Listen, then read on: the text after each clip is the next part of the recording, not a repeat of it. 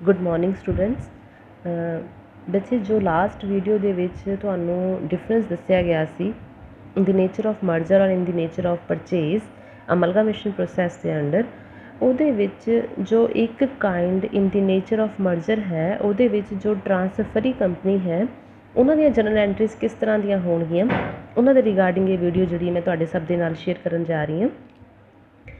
ਤੁਸੀਂ ਸਾਰੇ ਜਾਣਦੇ ਹੀ ਹੋ ਕਿ ਜੋ ਟਰਾਂਸਫਰਰ ਕੰਪਨੀ ਹੈ, ਟਰਾਂਸਫਰਰ ਕੰਪਨੀ ਦੀ ਬੁੱਕਸ ਦੇ ਵਿੱਚ ਕਿਸੇ ਵੀ ਤਰ੍ਹਾਂ ਦੀ ਐਂਟਰੀ ਚੇਂਜ ਨਹੀਂ ਹੁੰਦੀ, ਚਾਹੇ ਇਨ ਦੀ ਨੇਚਰ ਆਫ ਮਰਜਰ ਹੋਵੇ ਅਤੇ ਚਾਹੇ ਇਨ ਦੀ ਨੇਚਰ ਆਫ ਪਰਚੇਜ਼ ਹੋਵੇ। ਠੀਕ ਹੈ, ਦੋਨਾਂ ਹੀ ਕੇਸਿਸ ਦੇ ਵਿੱਚ ਜੋ ਟਰਾਂਸਫਰਰ ਕੰਪਨੀ ਹੈ ਉਹਨਾਂ ਦੀਆਂ ਐਂਟਰੀਜ਼ ਸੇਮ ਰਹਿੰਦੀਆਂ ਨੇ। ਠੀਕ ਹੈ, ਜੋ ਪਹਿਲਾਂ ਵੀ ਇੱਕ ਵੀਡੀਓ ਦੇ ਜ਼ਰੀਏ ਮੈਂ ਤੁਹਾਨੂੰ ਸਮਝਾ ਚੁੱਕੀ ਹਾਂ। ਲੇਕਿਨ ਜੋ ਟਰਾਂਸਫਰੀ ਕੰਪਨੀ ਹੈ, ਜਿਹੜੀ ਕੰਪਨੀ ਕਿ ਉਸ ਆਫਰ ਨੂੰ ਐਕਸੈਪਟ ਕਰ ਰਹੀ ਹੈ, ਜਿਹੜੀ ਕੰਪਨੀ ਦੂਸਰੀ ਕੰਪਨੀ ਦੇ ਲਈ ਕੁਛ ਜਾਂ ਤਾਂ ਮਰਜਰ ਦੇ ਕੇਸ ਦੇ ਵਿੱਚ ਜਾਂ ਪਰਚੇਜ਼ ਦੇ ਕੇਸ ਦੇ ਵਿੱਚ ਐਂਟਰ ਹੋਣ ਦੇ ਲਈ ਆਪਣੇ ਆਪ ਨੂੰ ਆਫਰ ਕਰ ਰਹੀ ਹੈ, ਉਹ ਕੰਪਨੀ ਆਪਣੀਆਂ ਬੁੱਕਸ ਦੇ ਵਿੱਚ ਦੋ ਤਰੀਕਿਆਂ ਦੇ ਨਾਲ ਐਂਟਰੀਜ਼ ਨੂੰ ਨੋਟ ਕਰ ਸਕਦੀਆਂ ਨੇ। ਫਸਟ ਹੁੰਦਾ ਇਨ ਦੀ nature of merger and second ਹੁੰਦਾ ਇਨ ਦੀ ਨੇਚਰ ਆਫ ਪਰਚੇਜ਼। ਠੀਕ ਹੈ, ਇਨ ਦੀ ਨੇਚਰ ਆਫ ਮਰਜਰ ਦੇ ਲਈ ਦੀ ਪੂਲਿੰਗ ਆਫ ਇੰਟਰਸਟ ਮੈਥਡ ਦੇ ਨਾਮ ਦੇ ਅੰਡਰ ਜਨਰਲ ਐਂਟਰੀਜ਼ ਨੂੰ ਨੋਟ ਕੀਤਾ ਜਾਂਦਾ ਹੈ। ਮੈਂ ਦੁਬਾਰਾ ਦੱਸ ਰਹੀ ਹਾਂ, ਦੀ ਪੂਲਿੰਗ ਆਫ ਇੰਟਰਸਟ ਮੈਥਡ ਦੇ ਨਾਮ ਦੇ ਅੰਡਰ ਜਨਰਲ ਐਂਟਰੀਜ਼ ਨੂੰ ਨੋਟ ਕੀਤਾ ਜਾਂਦਾ ਹੈ। ਬਹੁਤ ਹੀ ਸਿੰਪਲ ਟੌਪਿਕ ਹੈ, ਸਿਰਫ 5 ਹੀ ਜਨਰਲ ਐਂਟਰੀਜ਼ ਜਿਹੜੀਆਂ ਨੇ ਤੁਸੀਂ ਪਾਣੀਆਂ ਹੁੰਦੀਆਂ ਨੇ ਟਰਾਂਸਫਰੀ ਕੰਪਨੀ ਦੀਆਂ ਬੁੱਕਸ ਦੇ ਵਿੱਚ। ਠੀਕ ਹੈ, ਟਰਾਂਸਫਰੀ ਕੰਪਨੀ ਦੀਆਂ ਬੁੱਕਸ ਦੀਆਂ ਐਂਟਰੀਜ਼ ਨੂੰ ਮੈਂ ਇਸ ਵੀਡੀਓ ਦੇ ਜ਼ਰੀਏ ਦੱਸ ਰਹੀ ਹਾਂ। ਇਹਦਾ ਜੋ ਦੂਸਰਾ ਮੈਥਡ ਹੈ ਇਨ ਦੀ ਨੇਚਰ ਆਫ ਪਰਚੇਜ਼, ਉਸ ਦੇ ਲਈ ਜਲਦੀ ਹੀ ਇੱਕ ਵੀਡੀਓ ਮੈਂ ਤੁਹਾਨੂੰ ਬਣਾ ਕੇ ਸ਼ੇਅਰ ਕਰੂੰਗੀ। ਤਾਂ ਸਭ ਤੋਂ ਪਹਿਲਾਂ ਜੋ ਤੁਸੀਂ ਅੱਜ ਦੀ ਵੀਡੀਓ 'ਚ ਦੇਖ ਸਕਦੇ ਹੋ, ਇਨ ਦੀ ਨੇਚਰ ਆਫ ਮਰਜਰ ਦੇ ਲਈ, ਇਨ ਦੀ ਨੇਚਰ ਆਫ ਮਰਜਰ ਦੇ ਲਈ ਟਰਾਂਸਫਰੀ ਕੰਪਨੀ ਦੀ ਬੁੱਕਸ ਦੇ ਵਿੱਚ ਕਿਹੜੀਆਂ ਐਂਟਰੀਜ਼ ਜਿਹੜੀਆਂ ਨੇ ਰਿਕਾਰਡ ਕੀਤੀਆਂ ਜਾਣਗੀਆਂ। ਦੇਖੋ ਕੇਸ 1 ਔਨ ਅਮਲਗਾਮੇਸ਼ਨ ਆਫ ਬਿਜ਼ਨਸ। ਜਦੋਂ ਸਭ ਤੋਂ ਪਹਿਲੀ ਵਾਰੀ ਬਿਜ਼ਨਸ ਨੂੰ ਅਮਲਗਾਮੇਟ ਕਰਨ ਦੀ ਗੱਲ ਸ਼ੁਰੂ ਹੋਈ ਔਰ ਪਰਚੇਜ਼ ਕੰਸੀਡਰੇਸ਼ਨ ਡਿਸਾਈਡ ਹੋ ਗਿਆ ਕਿ ਜੋ ਟਰਾਂਸਫਰਰ ਕੰਪਨੀ ਹੈ ਉਸ ਨੂੰ ਕਿੰਨੇ ਪੈਸੇ ਦਿੱਤੇ ਜਾਣਗੇ, ਉਸ ਨੂੰ ਕਿੰਨਾ ਇਵਜ਼ ਦਿੱਤਾ ਜਾਏਗਾ ਤਾਂ ਜੋ ਕੰਪਨੀ ਸਾਡੀ ਕੰਪਨੀ ਦੇ ਵਿੱਚ ਯਾਨੀ ਕਿ ਟਰਾਂਸਫਰੀ ਕੰਪਨੀ ਦੇ ਵਿੱਚ ਐਂਟਰ ਹੋ ਜਾਏ, ਤਾਂ ਉਹਦੇ ਲਈ ਪਹਿਲੀ ਐਂਟਰੀ ਹੈ business purchase account debit to liquidator of transferee company. ਠੀਕ ਹੈ, ਦੇਖੋ ਇਹ ਜੋ ਅਮਲਗਾਮੇਸ਼ਨ ਦਾ ਕੰਮ ਹੁੰਦਾ ਇਹ ਬੜਾ ਹੀ ਲੀਗਲੀ ਕੰਮ ਹੁੰਦਾ ਹੈ, ਤਾਂ ਲਿਕੁਇਡੇਟਰ ਜਿਹੜੇ ਅਪਾਇੰਟ ਕਰਨੇ ਹੁੰਦੇ ਨੇ ਦੋਨਾਂ ਕੰਪਨੀਜ਼ ਵੱਲੋਂ ਹੀ, ਟਰਾਂਸਫਰੀ ਵੀ ਅਪਾਇੰਟ ਕਰੇਗੀ ਔਰ ਟਰਾਂਸਫਰਰ ਵੀ ਅਪਾਇੰਟ ਕਰੇਗੀ। ਤਾਂ ਜਿਹੜਾ ਵੀ ਬਿਜ਼ਨਸ ਪਰਚੇਜ਼ ਮਤਲਬ ਕਿ ਪਰਚੇਜ਼ ਕੰਸੀਡਰੇਸ਼ਨ ਹੋਏਗਾ ਉਹ ਲਿਕੁਇਡੇਟਰ ਨੂੰ ਦਿੱਤਾ ਜਾਏਗਾ ਔਰ ਲਿਕੁਇਡੇਟਰ ਅੱਗੇ ਟਰਾਂਸਫਰਰ ਕੰਪਨੀ ਨੂੰ ਦੇ ਕੇ ਆਏਗਾ ਉਹਨਾਂ ਦੇ ਲਿਕੁਇਡੇਟਰ ਨੂੰ। ਠੀਕ ਹੈ, ਸਾਰਾ ਕੰਮ ਲੀਗਲੀ ਕੰਸੈਪਟ ਔਰ ਲੀਗਲ ਰਿਪਰੈਜ਼ੈਂਟੇਟਿਵ ਦੇ ਅੰਡਰ ਹੀ ਹੁੰਦਾ ਹੈ। ਬਿਜ਼ਨਸ, ਮੈਂ ਦੁਬਾਰਾ ਐਂਟਰੀ ਰੀਡ ਕਰ ਰਹੀ ਹਾਂ, business purchase account debit to liquidator of transferor company, transferee company. ਇਹ ਜੋ ਐਂਟਰੀ ਹੈ, ਇਸ ਐਂਟਰੀ ਦੇ ਵਿੱਚ ਜਿੰਨੀ ਤੁਸੀਂ ਪਰਚੇਜ਼ ਕੰਸੀਡਰੇਸ਼ਨ ਦੀ ਵੈਲਿਊ ਕੈਲਕੂਲੇਟ ਕੀਤੀ ਹੋਏਗੀ ਉਸ ਦੇ ਲਈ ਨੋਟਿੰਗ ਕੀਤੀ ਜਾਏਗੀ।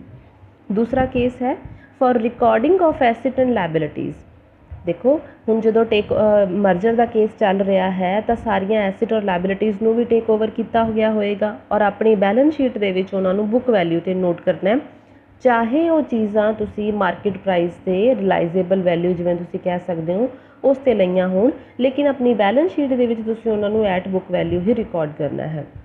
ਦੇਖੋ ਐਂਟਰੀ ਕੀ ਹੋਏਗੀ ਉਹਦੇ ਲਈ, ਸੈਂਡਰੀ ਐਸਿਡਸ ਅਕਾਊਂਟ ਡੈਬਿਟ। ਸੈਂਡਰੀ ਐਸਿਡਸ ਨਾਮ ਮੈਂ ਇਸ ਕਰਕੇ ਲਿਖਿਆ ਕਿਉਂਕਿ ਜਿੰਨੇ ਵੀ ਤਰ੍ਹਾਂ ਦੇ ਐਸਿਡਸ ਹੋਣਗੇ ਉਹਨਾਂ ਸਭ ਦੇ ਲਈ ਇੱਕ ਕੰਬਾਈਨ ਨੇਮ ਦੇ ਦਿੱਤਾ ਗਿਆ ਸੈਂਡਰੀ ਐਸਿਡਸ।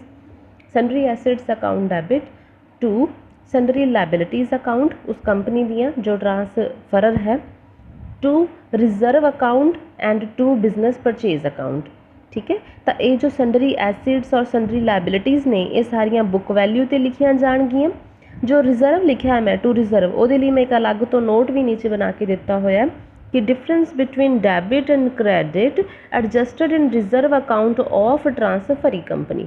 ਠੀਕ ਹੈ, ਕਿ ਦੋਨਾਂ ਚੀਜ਼ਾਂ ਦੇ ਵਿੱਚ ਜਿਹੜਾ ਡਿਫਰੈਂਸ ਹੋਏਗਾ ਡੈਬਿਟ ਵਾਲੀ ਸਾਈਡ ਤੋਂ ਔਰ ਕ੍ਰੈਡਿਟ ਵਾਲੀ ਸਾਈਡ ਤੋਂ, ਉਸ ਡਿਫਰੈਂਸ ਨੂੰ ਰਿਜ਼ਰਵ ਅਕਾਊਂਟ ਦੇ ਵਿੱਚ ਲਿਖਿਆ ਜਾਏਗਾ। ਇਸ ਕਰਕੇ ਅਸੀਂ ਇਸ ਨਾਮ ਦੇ ਨਾਲ ਇੱਕ ਐਂਟਰੀ ਨੋਟ ਕੀਤੀ ਹੈ ਟੂ ਰਿਜ਼ਰਵ ਅਕਾਊਂਟ। ਠੀਕ ਹੈ, ਟੂ ਬਿਜ਼ਨਸ ਪਰਚੇਜ਼ ਤਾਂ ਉਹਨਾਂ ਦੀ ਕੰਸੀਡਰੇਸ਼ਨ ਹੈ ਜਿਹੜੀ ਕਿ ਮਿਲਣੀ ਹੈ ਟਰਾਂਸਫਰਰ ਕੰਪਨੀ ਨੂੰ, ਇਸ ਕਰਕੇ ਉਹ ਕ੍ਰੈਡਿਟ ਸਾਈਡ 'ਤੇ ਮੈਂਸ਼ਨ ਹੈ। ਠੀਕ ਹੈ, ਇਹਦੇ ਵਿੱਚ ਗੁੱਡਵਿਲ ਔਰ ਕੈਪੀਟਲ ਰਿਜ਼ਰਵ ਕ੍ਰੀਏਟ ਨਹੀਂ ਹੁੰਦਾ, ਉਹ ਕੰਮ ਪਰਚੇਜ਼ ਮੈਥਡ ਦੇ ਵਿੱਚ ਹੁੰਦਾ ਹੈ। ਮਰਜਰ ਮੈਥਡ ਦੇ ਵਿੱਚ ਸਿਰਫ ਜੋ ਬੈਲੈਂਸ ਡਿਫਰੈਂਸ ਆਏਗਾ ਉਹ ਰਿਜ਼ਰਵ ਦੇ ਵਿੱਚ ਟ੍ਰਾਂਸਫਰ ਹੋ ਜਾਣਾ ਔਰ ਬਸ ਇੱਥੇ ਹੀ ਤੁਹਾਡੀ ਜੋ ਕੁਐਸਚਨ ਦਾ ਐਸੈਂਸ ਹੈ ਕੰਪਲੀਟ ਹੋ ਜਾਏਗਾ। ਨੈਕਸਟ ਹੈ case 3, making payment to the ਲਿਕੁਇਡੇਟਰ of transferor company. ਦੇਖੋ ਮੈਂ ਤੁਹਾਨੂੰ ਸ਼ੁਰੂਆਤ ਵਿੱਚ ਹੀ ਦੱਸਿਆ ਸੀ ਕਿ ਸਾਰਾ ਕੰਮ ਲੀਗਲੀ ਹੁੰਦਾ ਹੈ ਔਰ ਦੋਨਾਂ ਕੰਪਨੀਜ਼ ਵੱਲੋਂ ਲਿਕੁਇਡੇਟਰ ਅਪਾਇੰਟ ਕੀਤੇ ਜਾਣਗੇ। ਤਾਂ ਇੱਥੇ ਹੁਣ ਜਿਹੜੀ ਪੇਮੈਂਟ ਹੈ ਅਸੀਂ ਸਭ ਤੋਂ ਫਸਟ ਐਂਟਰੀ ਪਾਈ ਸੀ ਕਿ ਜੇ ਲਿਕੁਇਡੇਟਰ ਆਫ ਟ੍ਰਾਂਸਫਰੀ ਕੰਪਨੀ ਨੇ ਬਿਜ਼ਨਸ ਪਰਚੇਜ਼ ਰੈਡੀ ਕੀਤਾ, ਮਤਲਬ ਪਰਚੇਜ਼ ਕੰਸੀਡਰੇਸ਼ਨ ਨੂੰ ਤਿਆਰ ਕੀਤਾ। ਹੁਣ ਉਸ ਪਰਚੇਜ਼ ਕੰਸੀਡਰੇਸ਼ਨ ਨੂੰ ਉਹ ਕਿਸ ਨੂੰ ਪੇਮੈਂਟ ਕਰੇਗਾ? ਜੋ ਟ੍ਰਾਂਸਫਰਰ ਕੰਪਨੀ ਦਾ ਲਿਕੁਇਡੇਟਰ ਹੈ। ਦੇਖੋ ਐਂਟਰੀ ਪਾਈ ਜਾਏਗੀ, ਲਿਕੁਇਡੇਟਰ of transferor company account debit, ਠੀਕ ਹੈ, ਟੂ ਬੈਂਕ ਅਕਾਊਂਟ, ਮਤਲਬ ਫਰੈਕਸ਼ਨ ਦਾ ਕੇਸ ਹੋਏਗਾ ਤਾਂ ਪੈਸੇ ਕੈਸ਼ ਔਰ ਬੈਂਕ ਦੇ ਵਿੱਚ ਦਿੱਤੇ ਜਾਣਗੇ, ਅਦਰਵਾਈਜ਼ ਸਾਰਾ ਕੁਝ ਸ਼ੇਅਰ ਕੈਪੀਟਲ ਦੇ ਵਿੱਚ ਟ੍ਰਾਂਸਫਰ ਹੋਣਾ। ਟੂ ਸ਼ੇਅਰ ਕੈਪੀਟਲ ਅਕਾਊਂਟ, ਔਰ ਅਗਰ ਪ੍ਰੀਮੀਅਮ ਦੇ ਰਹੇ ਹੋ ਸ਼ੇਅਰਸ ਦੇ ਉੱਤੇ ਤਾਂ ਟੂ ਸਿਕਿਉਰਿਟੀ ਪ੍ਰੀਮੀਅਮ ਅਕਾਊਂਟ। ਦੇਖੋ liquidator of transferor company account debit to bank account to share capital account to security premium account, ਠੀਕ ਹੈ। ਇਹ ਸਾਰੀ ਦੀ ਸਾਰੀ ਜੋ ਕੈਲਕੂਲੇਸ਼ਨ ਹੈ ਪਰਚੇਜ਼ ਕੰਸੀਡਰੇਸ਼ਨ ਦੇ ਉੱਪਰ ਡਿਪੈਂਡ ਹੋਏਗੀ। ਤੁਸੀਂ ਆਪਣਾ ਪਰਚੇਜ਼ ਕੰਸੀਡਰੇਸ਼ਨ ਜਿਸ ਤਰੀਕੇ ਕੈਲਕੂਲੇਟ ਕੀਤਾ ਹੋਏਗਾ, ਜੋ ਵੈਲਿਊਜ਼ ਆਈਆਂ ਹੋਣਗੀਆਂ ਉਹੀ ਵੈਲਿਊਜ਼ ਤੁਸੀਂ ਇੱਥੇ ਨੋਟ ਡਾਊਨ ਕਰਨੀਆਂ ਹੋਣਗੀਆਂ। ਔਰ ਇੱਕ ਗੱਲ ਦਾ ਬੱਚੇ ਦੁਬਾਰਾ ਧਿਆਨ ਰੱਖਣਾ ਹੈ ਕਿ ਮਰਜਰ ਦੇ ਕੇਸ ਦੇ ਵਿੱਚ ਪਰਚੇਜ਼ ਕੰਸੀਡਰੇਸ਼ਨ ਦੇ ਟਾਈਮ 'ਤੇ ਸਿਰਫ ਅਤੇ ਸਿਰਫ ਸ਼ੇਅਰ ਕੈਪੀਟਲ ਯਾਨੀ ਕਿ ਇਕੁਇਟੀ ਸ਼ੇਅਰਸ ਨੂੰ ਹੀ ਲਿਆ ਜਾਂਦਾ ਹੈ, ਹੋਰ ਕਿਸੇ ਵੀ ਤਰ੍ਹਾਂ ਦਾ ਜੋ ਵੇ ਹੈ ਉਸ ਨੂੰ ਨਹੀਂ ਅਪਣਾਇਆ ਜਾਂਦਾ। ਅਗਰ ਤੁਹਾਡੇ ਸ਼ੇਅਰਸ ਫਰੈਕਸ਼ਨ ਦੇ ਵਿੱਚ ਚਲੇ ਜਾਣ ਫਿਰ ਉਹ ਜਿੰਨੀ ਵੈਲਿਊ ਫਰੈਕਸ਼ਨ ਦੇ ਵਿੱਚ ਜਾਏਗੀ ਉਹ ਵੈਲਿਊ ਦਾ ਤੁਸੀਂ ਕੈਸ਼ ਪੇਮੈਂਟ ਕਰ ਸਕਦੇ ਹੋ, ਜਿਹਦੇ ਲਈ ਕਿ ਮੈਂ ਐਂਟਰੀ ਟੂ ਬੈਂਕ ਦੇ ਨਾਮ ਦੇ ਨਾਲ ਇੱਥੇ ਸ਼ੋ ਕੀਤੀ ਹੋਈ ਹੈ।